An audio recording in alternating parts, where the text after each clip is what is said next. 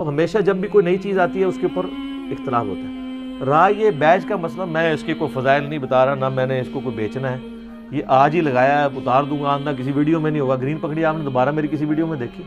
لیکن ایک دفعہ بات پہنچانے کے لیے اگر کسی شخص کو کسی خاص گیٹ اپ سے نفرت ہے جس کی وجہ سے وہ کتاب و سنت کی بات نہیں سننا چاہتا اور وہ اسی گیٹ اپ میں سننا چاہتا ہے تو ٹھیک ہے سر.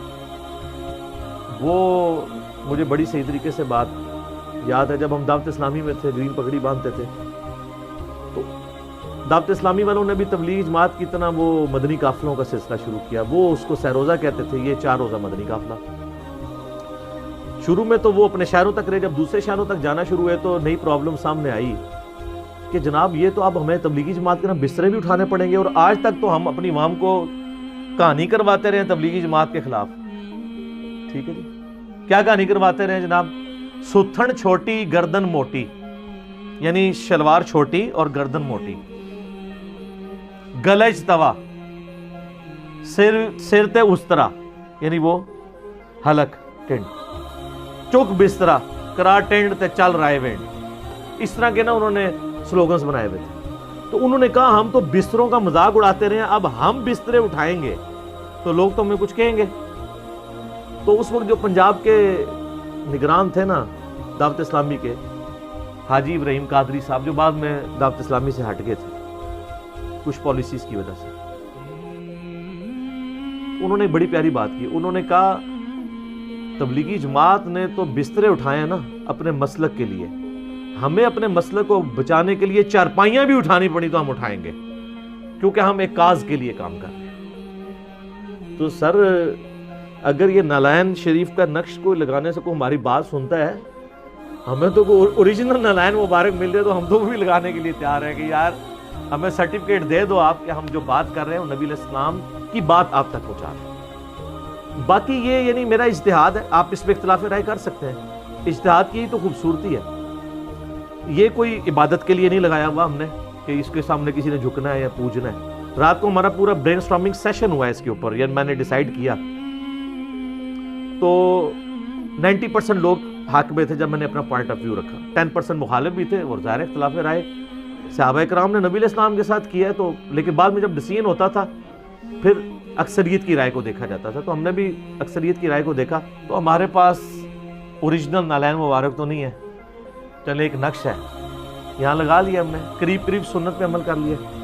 تو میرا ایک چھوٹا سا مدنی سوال ہے آپ سے، آپ کو اگر خانہ کعبہ شریف کی گری ہوئی کوئی تصویر زمین پہ ملے تو آپ کیا اسے نہیں اٹھائیں گے؟ آپ یہ تو نہیں کہیں گے کہ یہ تو تصویر ہے، اوریجنل تو نہیں ہے، رسپیکٹ دیں گے. ہم تو ایسے مسلح پہ بھی نماز نہیں پڑھتے جس میں قبلہ شریف کی تصویر بنی ہوئی ہو کہ پاؤں پڑے گا. تو ہم یہ تو نہیں کہتے کہ اوریجنل کعبہ تو نہیں ہے، اس کی شبیہ کا احترام کرتے ہیں.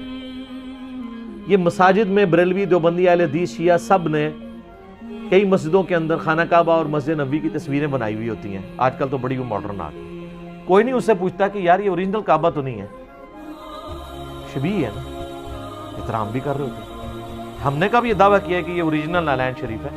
ایک شبیہ والا معاملہ ہے. اور یہ شبیہ ہے جو مسلمانوں کے ہاں مسلمان حکمرانوں کے جو تبرکات جو نسل در نسل ٹرانسفر ہوئے، چاہے وہ توپ کاپی میوزیم ٹرکی کے اندر ہوں یا بادشاہی مسجد میں بھی تھے، نبی علیہ السلام کی مبارک جوتیوں کے اگر آپ نقش دیکھیں تو آلموسٹ وہ خصے کی فارم میں، نیچے تلوا اسی فارم میں بنتا ہے. باقی کتابوں کے اندر بھی ٹرانسفر ہوا ہے. باقی اس کے ساتھ جو یہ باقی جو تماشے شروع ہو گئے نا نالائن کے ساتھ، وہ ادھر بھی چکوال میں بھی آپ کو پتا ہو اتنا بڑا نالائن انہوں نے نکالا اور وہاں پہ پیسے کمانا شروع کر دی، وہ ایک علیحدہ بات ہے.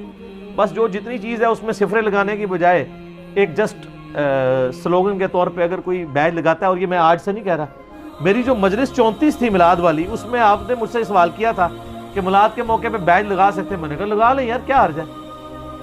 پہلے ہم کہتے گرین پگڑی تو میں کہتا تھا پہن لیں، تو لوگ کہتے تجھے بھی پاؤ. پھر بیج ہوا کہتے ہیں یار پاؤ نہ، کہتے ہو چلو لا لے آج، ٹھیک ہے اگے ٹورو. ایک بھائی نے بات کی جی وہ کل کو آپ پنجے بھی لگانا شروع کر دیں گے. یار پنجہ تو نبی علیہ السلام کا ہے نہیں ہے، ٹھیک ہے. تو اگر نبی علیہ السلام کے کوئی پنجے کا نشان ہوتا تو ہم ضرور لگا لیتے، کوئی حرج نہیں تھا. وہ تو ایک اور بالکل چیز ڈیفرنٹ ہے. تو یہ اس کے اوپر اگر کسی کو ریزرویشن ہے تو وہ اس کا حق ہے، وہ رکھ سکتا ہے. باقی جو بدعت کی ڈیفینیشن میں نے بار بار عرض کیا کہ بدعت کی جو ڈیفینیشن آپ کو بتائی ہے نا اہل حدیث نے، وہ بہت ایگزیجریشن پہ مبنی ہے، اور اس کی وجہ سے وہ خود پھنس چکے ہیں۔ بدعت کی ڈیفینیشن وہی ہے جو بخاری مسلم میں من احدث فی امرنا ھذا، جس نے ہمارے دین جو ہم نے تعلیم کیا ہے اس میں کوئی چیز داخل کی، فہو رد و مردود۔ کوئی فجر کی 3 رکعتیں پڑھتا ہے، مردود۔ نبی علیہ السلام نے کوئی سنت طریقہ ڈیوائز کیا ہے، اس میں تبدیلی لے کے آتا ہے، مردود۔ لیکن جو باقی معاملات ہیں ہمارے، پاکستان کا جھنڈا میں نے کئی بار لگایا، تو اب اس کی کوئی شرعی حیثیت تو نہیں اس اعتبار سے، بس ایک سلوگن کے طور پہ اگر کوئی لگانا چاہتا ہے تو لگا لے۔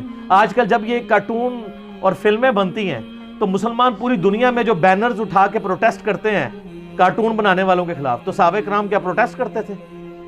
ایک ماڈرن طریقہ ہے بات پہنچانے کا، اس میں آپ اختلاف رائے کر سکتے ہیں۔ میں آپ کو بار بار کہہ رہا ہوں، یہ مسئلہ کوئی قرآن و حدیث والا نہیں ہے کہ جس کے اوپر میں آپ کو ایمفسائز کروں کہ بھی آپ لوگ بھی بیج خرید کے لگائیں، تو یعنی بیج کا کاروبار شروع کر دیں یا اس طریقے سے کر دیں۔ اس طریقے سے ہم آپ کو نہیں کریں گے۔ اس کے باوجود اگر کوئی اختلاف رائے رکھنا چاہتا ہے تو ضرور رکھیں۔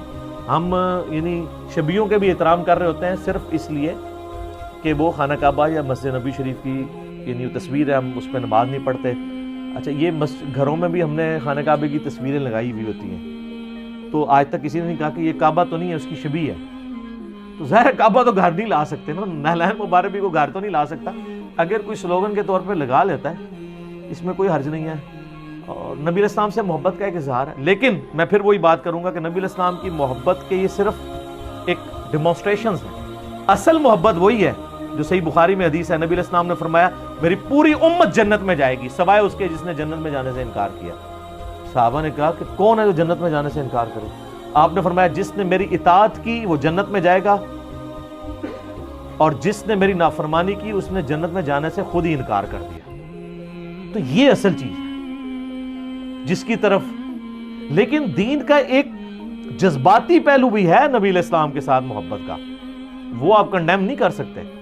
صحیح بخاری میں حدیث ہے، نبی علیہ السلام جب صلح حدیبیہ کے موقع پر وضو کر رہے تھے، آپ کے وضو کا پانی بھی صحابہ نیچے نہیں گرنے دیتے تھے، اور بخاری کے الفاظ ہیں کہ اگر کسی کے ہاتھ پہ پانی نہ گرتا وہ دوسرے کے گیلے ہاتھ سے مل کے اپنے جسم پہ ملتا، حتیٰ کہ آپ کا تھوک مبارک بھی کسی کے ہاتھ پہ گرتا اور وہ اپنے جسم پہ ملتا تھا۔ صحیح مسلم میں حدیث ہے، نبی علیہ السلام فجر کی نماز کے بعد جب مسجد سے باہر نکلتے تو مدینے کے خادم لائنوں میں لگے ہوئے ہوتے تھے اپنے برتن لے کے کہ حضور ایک ایک برتن میں نا برکت کے لیے ہاتھ ڈال دیں، اور صحابہ کہتے ہیں حضور اتنے اعلیٰ اخلاق کے تھے کہ سردیوں میں تو وضو نہیں کو کرتا ٹھنڈے پانی سے، آپ اتنے برتنوں میں ہاتھ ڈالتے جاتے تھے برکت کے لیے۔ وہ برکت ہے، اس میں کوئی شک ہی نہیں، بہت بڑی برکت ہے۔ صحیح بخاری میں حدیث ہے، ام سلمہ نے نبی علیہ السلام کی وفات کے بعد آپ کے چند بال مبارک نکالے جن کے اوپر مہندی لگی ہوئی تھی، رنگین تھوڑے سے بال تھے اور ڈبیا سے، اور صحابہ کو بتایا کہ یہ آپ کے بال مبارک ہیں، جب بھی ہمارے محلے میں کوئی بیمار ہوتا ہے تو مجھے پانی والا برتن بھیج دیتا ہے، میں یہ بال اس میں ڈبو دیتی ہوں اور پی لیتا ہے، اس کو شفا ہو جاتی ہے۔ صحیح تبرکات صحیح بخاری میں ہے۔ صحیح مسلم میں حدیث ہے، اسماء بنت ابی بکر کہتی ہیں کہ اما عائشہ کے پاس ایک کسروانی طیالسی جبہ نبی علیہ السلام کا کالا تھا جس پہ گوٹ بھی لگی ہوئی تھی، اور ان کی وفات کے بعد وہ میں نے حاصل کر لیا۔ نبی علیہ السلام اسے پہنتے تھے، وہ کالا جبہ تھا۔ کسروانی طیالسی کا مطلب ہی کالا ہے پرشین امپائر کا، جس طرح کہ سندھی اجرک کے لیے ریڈ بولنا ضروری نہیں، وہ ہوتی ریڈ ہے۔ تو وہ کہتے ہیں ہم اس کو دھون کے طور پر، اس کا جو دھون ہے وہ شفا کے لیے بیماروں کو پلاتے ہیں، شفا ہو جاتی ہے۔ یہ صحیح مسلم کے اندر حدیث موجود ہے۔ بے شمار حدیثیں ہیں جن سے نبی علیہ السلام کے مبارک تبرکات سے لوگوں نے فیض حاصل کیا، لیکن ظاہر ہے وہ آپ کے ڈائریکٹ تبرکات ہیں جو یا آپ کے جسم سے ٹچ ہوئی ہوئی چیزیں۔ اب اس کے ساتھ تو وہ چیزیں وابستہ نہیں۔ ہاں اگر آپ کی مبارک جوتی اوریجنل ہو، سر ہم سر پہ بھی رکھیں گے، کیونکہ یہ تو نقش ہے نا۔ پھر جو اس میں ایگزیجریشن ہوئی کہ نقش نالین کے اوپر شروع میں، اب تو خیر الیاس قادری صاحب بھی اس پہ رجوع کر گئے، اس پہ نبی علیہ السلام کا مبارک نام لکھنا شروع کر دیا، جشن ولادت مصطفیٰ مبارک، نبی علیہ السلام کا مبارک نام ان کی جوتی کے نقش پہ لکھنا شروع کر دیا، تو وہ چیزیں غلط تھی۔ علماء بریلوی علماء نے خود اس کو کنڈیم کیا تو انہوں نے اس کو ختم کیا، حتیٰ کہ فیضان سنت کا ٹائٹل جو ہے وہ چینج کر دیا، اس پہ پہلے نالین بنا ہوتا تھا، اس پہ کہ یار یہ آپ کیا کام کر رہے ہیں۔ تو چیزیں وقت کے ساتھ ساتھ لوگ لرن کرتے ہیں۔ نبی علیہ السلام کے جو مبارک تبرکات ہیں، صحابہ کرام، بخاری مسلم میں حدیث ہے کہ نبی علیہ السلام نے جب حجۃ الوداع کے موقع پر سر منڈوایا تو حضرت طلحہ کو بال دیے، فرمایا صحابہ میں تقسیم کر دو تبرکت. تو جب سر مبارک سے ایوریج تو 1 لاکھ کے قریب بال تو اترے تھے. وہ آپ کا تو سر مبارک بھی گھنا تھا، ایوریج 1 لاکھ کے قریب بال ہوتے ہیں.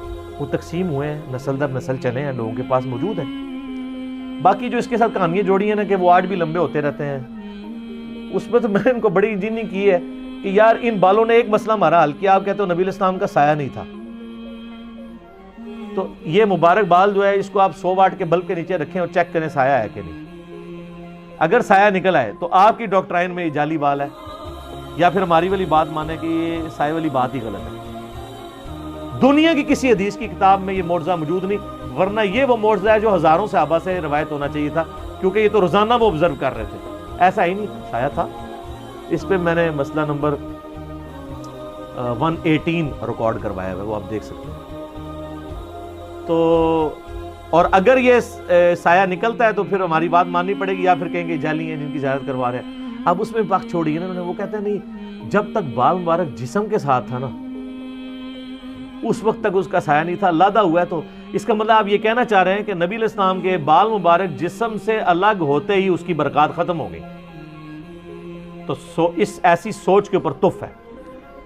میں نے تو بخاری شریف سے ثابت کیا کہ ام سلمہ کے پاس حضور کی وفات کے بعد انہیں بال نکالے الگ ہوئے ہوئے، اس سے بھی شفا مل رہی تھی. تو آپ لوگوں کا تو پھر تبرکات رسول صلی اللہ علیہ وآلہ وسلم کے بارے میں عقیدہ ہی صحیح نہیں ہے. پھکی مل گئی، پھکی لے لے، پریشان نہ ہویا کرو. کوئی پاک چھوڑن ادھر آ جاؤ، جس طرح وہ کہتے ہیں گولڈا شریف دی پھکی. تو جیلم شریف جیڑی پھکی ہے نا، جس نو علمی پیٹ درد ہوئے نا تے وہ انشاءاللہ تعالی ڈکار آئے گا. تو یہ ساری کی ساری چیزیں تو برکات کو نبی علیہ السلام سے عقیدہ. صحیح بخاری میں ایک تابعی کا قول موجود ہے نا کہ رسول اللہ کے 2 بال میرے پاس ہونا دنیا اور جو کچھ اس کے اندر ہے اس سے بڑھ کر مجھے محبوب ہے. اور صحابہ کرام نے باقاعدہ چیزیں حضور کی سنبھال کے رکھی ہوئی تھی اور نسل در نسل پھر ٹرانسفر ہوئی ہیں. تو ہمیں کو تبرکات لا کے دکھاتا ہے، نہ ہم اس کا اقرار کرتے ہیں نہ انکار کرتے ہیں. انکار کی بھی تمہارے پاس کوئی اتھارٹی نہیں ہے. بس ٹھیک ہے، خاموشی اختیار کر لیں. تو باقی یہ جو زیارت کرا کے پیسے بٹورنا، اس کے آگے نالین شریف کے نقش بھی لوگوں نے لکڑی پہ بنا کے خود رکھے ہوئے، اس کے اوپر جا کے ایسے ماتھا ٹیکنا، یہ تو سارے شرکیہ افعال ہیں. اس کو کون سپورٹ کرے گا؟ اور اس پلیٹ فارم سے تو ویسے ہی نہیں کیا جائے گا. تو نبی علیہ السلام کی محبت کے انداز ہیں. اور ظاہر ہے بخاری مسلم کی حدیث ہے، تم میں سے کوئی شخص اس وقت تک مؤمن ہی نہیں ہو سکتا جب تک کہ میں اسے اس کے ماں باپ اولاد سب لوگوں سے بڑھ کر عزیز نہ ہو جاؤں. اور صحیح بخاری میں حدیث ہے، سیدنا عمر نبی علیہ السلام کے ساتھ چہل قدمی کر رہے تھے، آپ علیہ السلام کا ہاتھ پکڑا اور بڑے جناب محبت کے انداز میں کہا یا رسول اللہ پوری دنیا میں سب سے بڑھ کے آپ مجھے محبوب ہیں سوائے میری جان کے. سچ بولا نا، اپنی جان تو سب کو پیار ہوتی ہے. تو آپ فرمایا کہ عمر ابھی تیرا ایمان مکمل نہیں ہوا. تو انہوں نے فون کہا یا رسول اللہ بلکہ آپ مجھے میری جان سے بھی بڑھ کے عزیز ہیں. تو کہا اب عمر تمہارا ایمان مکمل ہوا. تو یہ تو ظاہر ہے کہ ایمان کی بنیاد ہے. بخاری مسلم میں حدیث ہے، اس شخص نے ایمان کی حلاوت چکھ لی جس میں 3 نشانیاں ہیں. نمبر 1، اللہ اور اس کا رسول پوری دنیا میں سب سے بڑھ کے اسے محبوب ہو جائیں صلی اللہ علیہ وآلہ وسلم. نمبر 2، دوستی اور دشمنی کا معیار اللہ کی ذات. اور نمبر 3، کفر کی طرف لوٹنا اس کے لیے اتنا ہی مشکل ہو جائے جتنا زندہ آگ میں جلایا جانا. آگ میں جلنے کے لیے تیار ہو جائے، ایمان نہ چھوڑے. باقی اگر کسی نے غلط عقیدے نالین مبارک سے وابستہ کیے ہیں تو وہ تو کل کو آپ کو پتہ نہیں ہے کہ پاکستانی تو وہ جو غلاف کعبہ ہے اس کے ساتھ کیا کر رہے ہوتے ہیں. غلاف کعبہ کی بعض میں چھوٹی کینچیاں رکھی ہوتی ہیں، وہ دھاگے اتار کے لے آتے ہیں.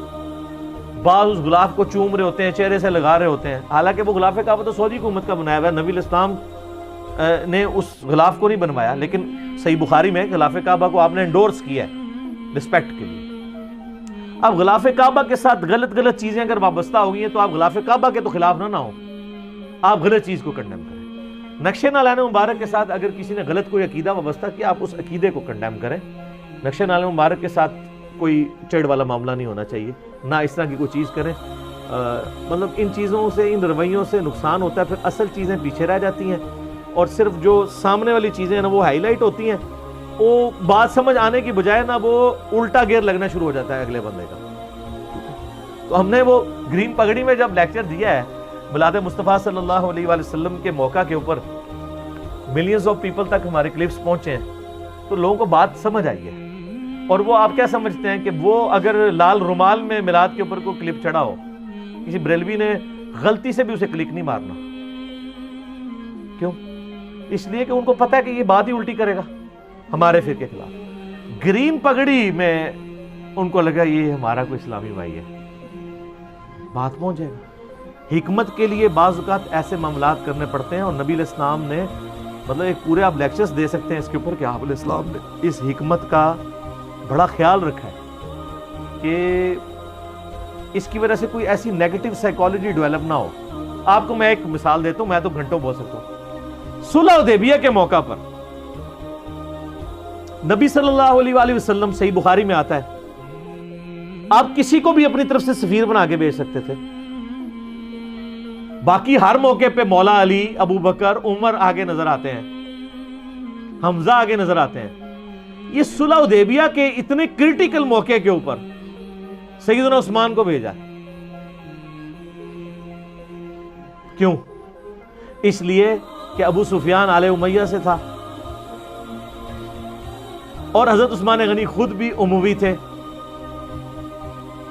تو بنو امیہ کا جو اپنا خاندانی ایک رشتہ تھا وہ اتنا امپورٹنٹ تھا کہ وہ حضرت عثمان کے بارے میں کوئی نیگیٹو ایکٹیویٹی پرفارم نہیں کر سکتے تھے. ان کے اپنے قبیلے نے ان کے فٹ ہو جانا تھا گاٹے, دوسرے قبیلے کو تو چھوڑ دیں.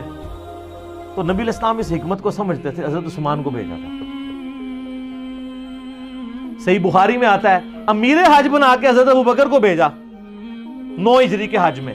8 ہجری میں فتح مکہ ہوا, 9 ہجری میں آپ خود حج پہ نہیں گئے, ابو بکر رضی اللہ تعالیٰ عنہ کو بھیجا, اور 10 ہجری میں آپ نے حجۃ الوداع خود کیا, 11 میں فوت ہو گئے. اچھا, لیکن پیچھے سے آیات نازل ہوئی سورہ توبہ کی, بخاری کے الفاظ ہیں کہ وہ آیات کا اللہ تعالیٰ کی طرف سے حکم آیا کہ بھئی یہ جا کے اب منا میں جا کے تلاوت کی جائے آیات, اور اس میں تھا کہ آج کے بعد کوئی مشرک حرم میں داخل نہیں ہوگا, بس اب بین قیامت تک کے لیے. اور عرب کے لوگ 4 مہینے کا ٹائم ہے, یا تو اسلام قبول کریں, ادروائز عذاب استیصال کے تحت جو انبیاء کی اختلاف کرنے پہ اللہ کی طرف سے عذاب آتا تھا, اس امت میں عذاب کی یہ شکل ہوگی کہ تمہیں قتل کیا جائے گا, اگر جان بچانی ہے تو نکل جاؤ. ظاہر نبیوں کے انکار کے اوپر آسمان سے پتھر نہیں برسے, طوفان سے لوگ ہلاک نہیں ہوئے. نبی علیہ السلام کی کیس میں بھی عذاب آنا تھا نا, وہ عذاب سورہ توبہ میں آتا ہے, اے مسلمانوں تمہاری تلواروں سے ہم مسلط کریں گے. تو یہ ایک شکل بدل گئی. اب یہ اناؤنسمنٹ بہت کرٹیکل اناؤنسمنٹ تھی کہ لوگوں کو کہا جائے کہ آپ نے عرب کی سرزمین چھوڑ دینی ہے عربیوں سے, یا قتل ہو جاؤ یا اسلام قبول کرو. اتنا کرٹیکل اناؤنسمنٹ سیدنا ابو بکر اگر کرتے تو اس کی کوئی ایکسیپٹیبلٹی نہ ہوتی. تو مولا علی کو نبی علیہ السلام نے بھیجا, کیونکہ عرب کی ٹریڈیشن تھی کہ جو اس قسم کا کیٹاگوریکل اعلان ہوتا تھا وہ کسی بھی قبائلی لیڈر کے قریبی کی طرف سے ہونا چاہیے, تب اسے مانا جائے گا. نبی علیہ السلام کا سب سے قریبی اگر کوئی مرد تھا, آپ کا بچہ, آپ کا داماد, جس سے آگے آل رسول چل رہی ہیں, وہ علی بن ابی طالب تھے. اسی لیے جب آپ علیہ السلام مدینہ ہجرت کر کے گئے تو اپنے بسترے پہ کسی امانتیں واپس کرنے کے لیے چھوڑ کے گئے ہیں حضرت علی کو. کیوں؟ قریبی تھے. یہاں پہ بخاری کے الفاظ نے حضرت علی کو کہا کہ جاؤ مینا میں جا کے اناؤنسمنٹ کرنی ہے. اب آپ دیکھیں ڈسپلن کی کیا امپورٹنس ہے. وہاں پہنچے تو حضرت ابوبکر نے پہلا سوال پوچھا کہ آپ امیر بنا کے بھیجے گئے ہیں, تو ٹھیک ہے میں امارت آپ کے حوالے کرتا ہوں, کیونکہ ظاہر ہے سموتاز ڈسپلن تو ہے نا, ہیرارکی تو فالو کرنی ہے. تو سیدنا علی نے کہا نہیں امیر آپ ہی ہیں حج کے, لیکن نبی علیہ السلام فرمایا تھا یہ اناؤنسمنٹ میں کروں گا. تو پھر سیدنا علی نے وہاں پہ منا میں اناؤنسمنٹ کی. تو اب ساروں کے بھی حضرت علی اگر اناؤنسمنٹ کر رہے ہیں تو یہ نبی علیہ السلام کی طرف سے ہی شمار ہوگی. پھر حضرت ابوبکر کا جو قبیلہ ہے وہ قریش میں کوئی اتنا اعلیٰ درجے کا قبیلہ نہیں مانا جاتا تھا. قریش کے جو اعلیٰ قبیلے تھے وہ 2 ہی تھے, بنو ہاشم اور بنو امیہ. یہ تو بیچارے چھوٹے قبیلے تھے, بنو عدی جس سے حضرت عمر تھے, بنو تیم جس سے حضرت ابوبکر تھے. یہ تو اسلام نے جناب دیکھو نا کہ چھوٹے قبیلوں والوں کو خلفاء بنا دیا ہے. یہ اسلام کی عظمت ہے. تو یہ نبی علیہ السلام کی تربیت کا, یہ تو میں نے حکمت کی باتیں بتائی, میں تو فی البدی بول سکتا ہوں. اور آپ بھی مہربانی کر کے ایک دفعہ عمر سیریز دیکھ لیں, اور جب آپ عمر سیریز دیکھ رہے ہوں گے تو میں نے آپ کو یہ ترغیب نہیں دلایا کہ یہ جو آپ کو بندہ سامنے نظر آ رہا ہے یہ حضرت عمر ہی ہے. بس ایک شبیہ سمجھ لیں سمجھنے کے لیے ڈائلاگز کو, یہ نہیں کہ یہ بندہ ہی ہوا ہے. تو یہ بھی وہی ہے کہ ایک صرف پوائنٹ آف ویو لوگوں تک پہنچانے کے لیے ایک مدنی ٹوٹکا استعمال کیا. ٹھیک ہو گیا.